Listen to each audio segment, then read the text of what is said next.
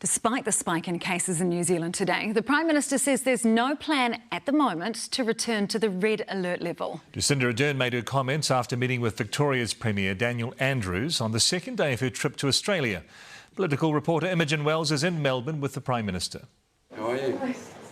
Saying g'day to an old mate. Happy birthday. Oh, thank you very much. I know big one's coming up and Thank it's you a very delight much. to be able to wish you that in person. Victoria's Premier Daniel Andrews and Jacinda Ardern catching up face to face for the first time in 3 years, although virtual contact's been constant throughout the pandemic. Those phone calls, there were many of them, were really very, very important. The pair's COVID responses like for like. You won't be able to go to the pub because the pub is shut.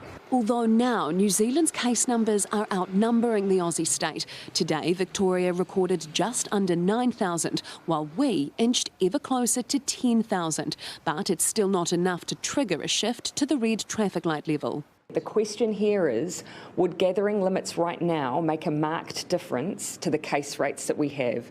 There is a real question mark over that. Post-COVID economic recovery is front of mind on this trip, with a 31-strong business delegation hoping to bite further into the Australian market, our second largest trading partner.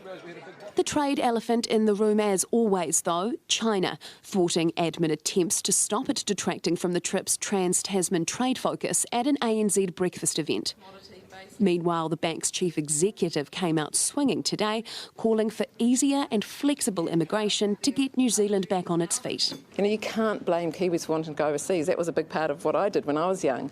And if they are going to go overseas, we need to sort of replace that labour. The Prime Minister, though, thinks our policies are hitting the mark. We have worked very hard to identify the skills gap New Zealanders have, the issues that businesses are facing, and actually to ease the path for those businesses to bring in those skills that we need. Skills we're competing for, though, against our trans-Tasman pal.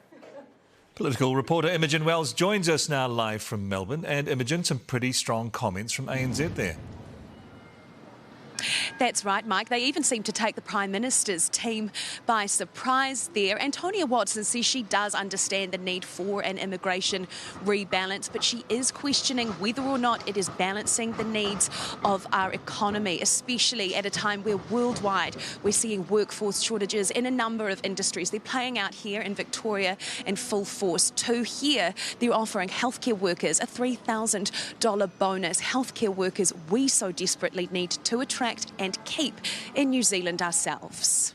Wells, live from Melbourne, thank you.